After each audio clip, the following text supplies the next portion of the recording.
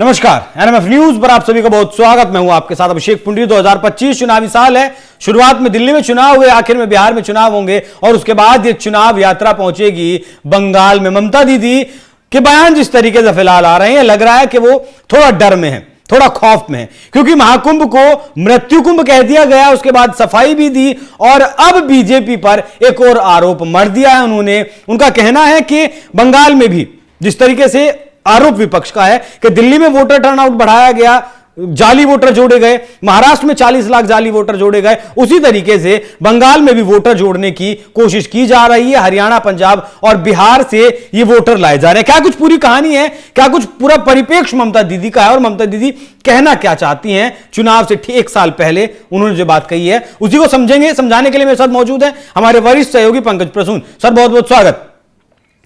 ममता दीदी थोड़ी ज्यादा एक्टिव नजर आ रही हैं आजकल चुनाव पर, वो भी इस तरीके से ठीकरा फोड़ेंगी चुनाव आयोग पर या मशीनों पर, क्या कुछ कहना चाहती हैं? देखिए, 2026 में बंगाल में विधानसभा के चुनाव होने जी, साल भर के आसपास का वक्त बचा है। हाँ, अब अभी से ही बंगाल जो है वो इलेक्शन मोड में जा रहा है धीरे धीरे। बिहार के तुरंत बाद बंगाल में इलेक्शन होना है। 8-9 महीने बाद बिहार में होंगे और उसके 3-4 महीने बाद बंगाल में होंगे। ठीक है। अब नेशनल मीडिया का सारा ध्यान बिहार पे है। नीतीश ये कर रहे हैं, लालू ये कर रहे हैं, शांत किशोर चले गए, ये बयान दिया।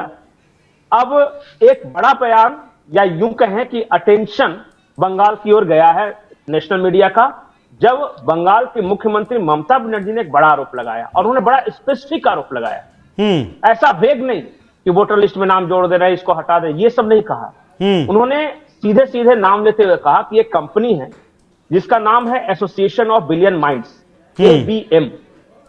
उस कंपनी को बीजेपी वालों ने भेजा है। उन्होंने कहा कि ये जो कंपनी है वो अमित शाह की कंपनी है। पहले ये कंपनी सर्वे वगैरह का काम करती थी, आजकल विधायकों को तोड़ने खरीदने वगैरह के काम में ये लगी है। ये ममता बनर्जी का है। और उन्होंने आगे कहा कि ABM आई है और ABM ने यहां एक छद्म नाम धारण किया है और उन्होंने इंडिया 360 डिग्री नाम से बंगाल में एक अपनी यूनिट स्थापित की है।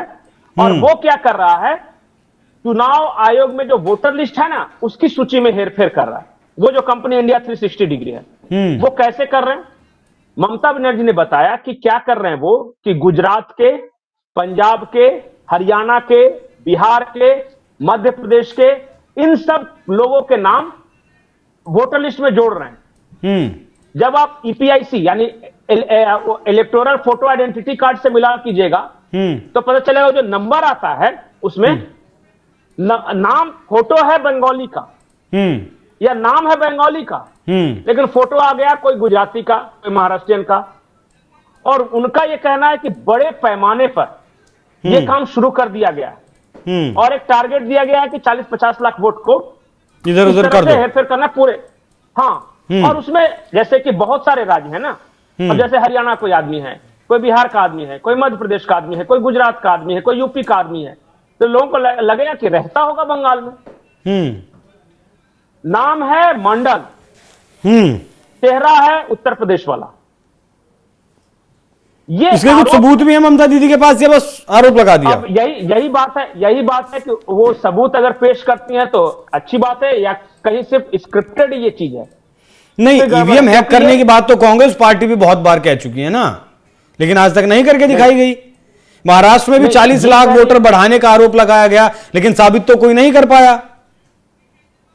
वो लिस्ट भी वही है, चुनाव भी वही है, आयोग भी वही है, पर्चियां भी वही है, सब कुछ कुछ गया तो नहीं ना कहीं भी।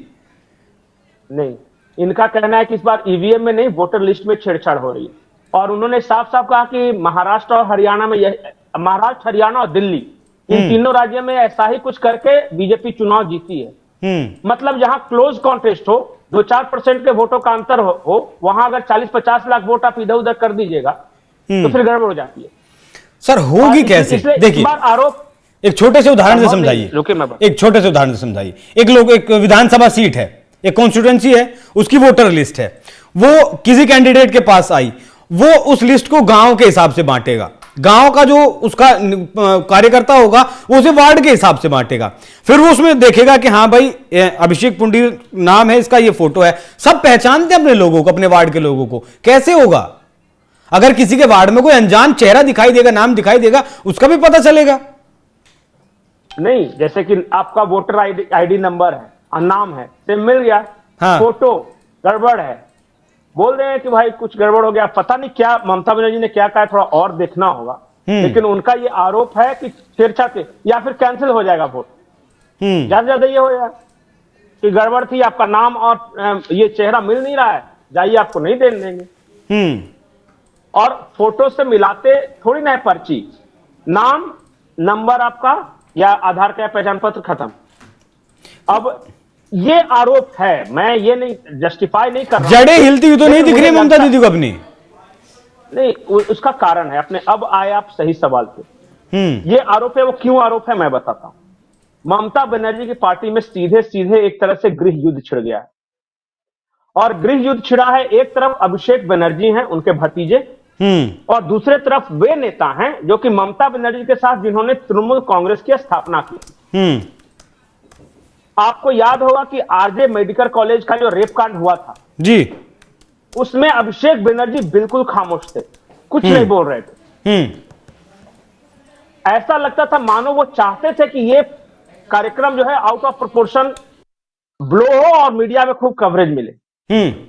उसके बाद आपको याद होगा कि अभिषेक बनर्जी के खिलाफ ममता बनर्जी ने भी एक बार स्टेटमेंट दिया था, जिसमें ममता बनर्जी ने कहा था कि तृणमूल कांग्रेस के बॉस मैं हूं और मेरे अलावा कोई नहीं है, जो बनने की कोशिश कर रहा है वो हद में रहे। ये कहा गया कि ये अभिषेक बनर्जी के लिए बोला गया था। फिर ये ट्विटर वॉर हुआ, कुणाल घोष एक तरफ, कल्याण बनर्जी एक तरफ, और दूसरी तरफ अभिषेक बनर्जी, और खुल के एक दूसरे के खिलाफ वो सब लिख रहे थे।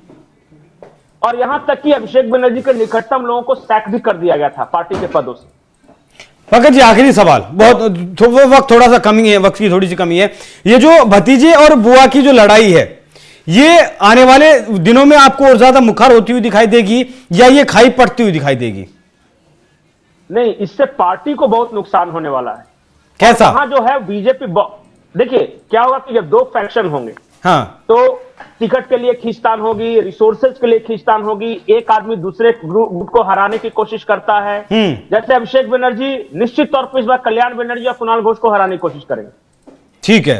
अब ममता बनर्जी को यह लग रहा है कि बीजेपी जिस तरह एग्रेसिव पॉलिटिक्स कर रही है, अभी से ही आरएसएस अपना प्लान बना रही है, कार्यकर्ता उतर चुके हैं, सब कुछ तय हो रहा है।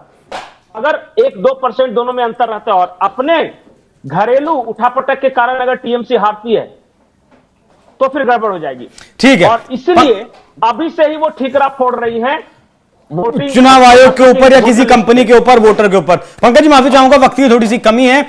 इसका एक उदाहरण दे देता हूं। उत्तर प्रदेश में जो यादव, माफ कीजिएगा, अखिलेश यादव की जो पार्टी थी, मुलायम सिंह यादव की जो पार्टी थी, उसमें भी, उस परिवार में भी ऐसा ही हुआ था। चाचा शिवपाल यादव ने अलग पार्टी बनाई थी, हालांकि अब फिलहाल मर्ज हो गई है, लेकिन जब पार्टी अलग की थी चुनाव हारे थे और आज तक वापस सत्ता में लौट नहीं पाए हैं, 2 चुनाव हार चुके हैं। ठीक वैसा ही क्या बंगाल में होगा? और क्या इस हार को छिपाने के लिए, इन कारणों को पहले से ही प्रबल करने के लिए अब इस तरीके के आरोप ममता दीदी लगा रही हैं? हालांकि आने वाले दिनों में देखना होगा कि आरोपों के पीछे उन्होंने तथ्य क्या दिए हैं, वो बहुत ज्यादा जरूरी हो जाता। पंकज जी, बहुत बहुत धन्यवाद आपका।